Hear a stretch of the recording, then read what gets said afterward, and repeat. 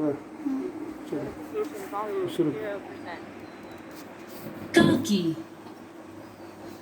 उस दिन बड़ी सवेरे श्यामू की नींद खुली तो उसने देखा घर भर में कोहराम मचा हुआ है। उसकी माँ सिर से पैर तक एक कपड़ा ओढ़े हुए कंबल पर भूमि शयन कर रही है और घर के सब लोग उन्हें घेर कर बड़े करुण स्वर में विलाप कर रहे हैं। लोग जब उसकी माँ को शमशान ले जाने के लिए उठाने लगे तब श्यामू ने बड़ा उपद्रव मचाया। लोगों के हाथ से छूटकर वह माँ के ऊपर जा गिरा और बोला, काकी सो रही है, इन्हें इस तरह उठाकर कहाँ लिए जा रहे हो? मैं इन्हें न ले जाने दूंगा। लोगों ने बड़ी कठिनाई से उसे हटाया। काकी के अंतिम संस्कार में भी वह न जा सका। एक दासी बड़ी मुश्किल से उसे घर पर ही संभाले रही। यद्यपि बुद्धिमान गुरुजन उसे विश्वास दिलाते रहे कि उसकी काकी उसके मामा के यहाँ गई हैं, परंतु ये बात उससे छिपी न रह सकी कि काकी और कहीं नहीं बल्कि ऊपर राम के यहाँ गई हैं। काकी के लिए कई दिन तक लगातार रोते रोते उसका रुदन तो धीरे धीरे शांत हो गया, परंतु शोक शांत न हो सका।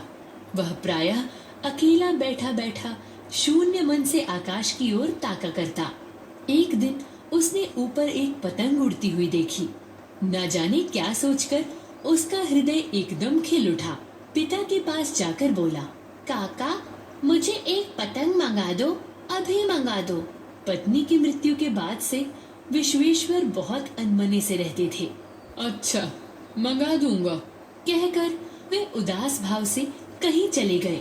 श्यामू पतंग के लिए बहुत उत्कंठित था। वह अपनी इच्छा किसी तरह न रोक सका। एक जगह खूंटी पर विश्वेश्वर का कोट टंगा था। इधर उधर देखकर उसके पास एक स्टूल सरका कर रखा और ऊपर चढ़कर कोट की जेब टटोली। एक चवन्नी पाकर वह तुरंत वहां से भाग गया। सुखिया दासी का लड़का भोला श्यामू का साथी था। श्यामू ने उसे चवन्नी देकर कहा, अपनी दीदी से कहकर गुपचुप एक पतंग और डोर मंगा दो। देखो खुद अकेले में लाना, कोई जान ना पाए। पतंग आई। एक अंधेरे घर में उसमें डोर बांधी जाने लगी। श्यामू ने धीरे से कहा, भोला किसी से ना कहो तो एक बात कहूँ। भोला ने सिर हिलाकर कहा, नहीं मैं किसी से न कहूँगा। श्यामू ने रहस्य खोला, मैं इस पतंग को ऊपर राम के यहाँ भेजूंगा। इसको पकड़कर काकी नीचे उतरेगी। मैं लिखना नहीं जानता, नहीं तो इस पर उसका नाम लिख देता। भोला श्यामू से अधिक समझदार था। उसने कहा, बात तो बड़ी अच्छी सोची, परंतु एक कठिनाई है। ये डोर पतली है, इसे पकड़कर काकी उतर नहीं सकती क्योंकि इसके टूट जाने का डर है। पतंग में मोटी रस्सी हो तो ठीक हो जाए। श्यामू गंभीर हो गया।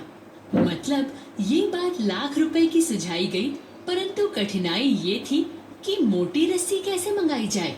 पास में दाम है नहीं और घर के जो आदमी हैं उसकी काकी को बिना दया माया के जला आए हैं। वे उसे इस काम के लिए कुछ देंगे नहीं। उस दिन श्यामू को चिंता के मारे बड़ी रात तक नींद नहीं आई। पहले दिन वाली तरकीब से दूसरे दिन फिर उसने पिता के कोट से 1 रुपए निकाला और ले जाकर भोला को देते हुए बोला, देख भोला, किसी को मालूम ना होने पाए अच्छी अच्छी 2 रस्सियां मंगा दे। एक रस्सी छोटी पड़ेगी।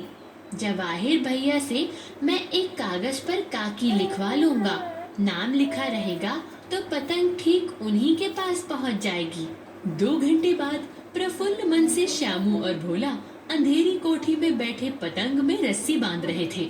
अकस्मात उग्र रूप धारण किए हुए विश्वेश्वर शुभ कार्य में विघ्न की तरह वहां जा घुसे तथा भोला और श्यामू को धमका कर बोले, तुमने हमारे कोट से रुपया निकाला है? भोला एक ही डांट में मुखबिर बन गया। बोला, श्यामू भैया ने रस्सी और पतंग मंगाने के लिए पैसे निकाले थे। विश्वेश्वर ने श्यामू को 2 तमाचे जड़कर कहा, चोरी सीख कर जेल जाएगा। अच्छा तुझे आज अच्छी तरह समझाता हूँ। कहकर फिर कई तमाचे जड़े और कान मलने के बाद पतंग फाड़ डाली।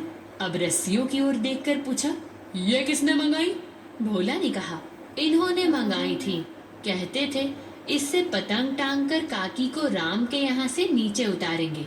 विश्वेश्वर हक्का बक्का होकर वहीं खड़े रह गए। उन्होंने पतंग लेकर देखी। उस पर चिपके हुए कागज पर लिखा था, काकी। हो गया काम।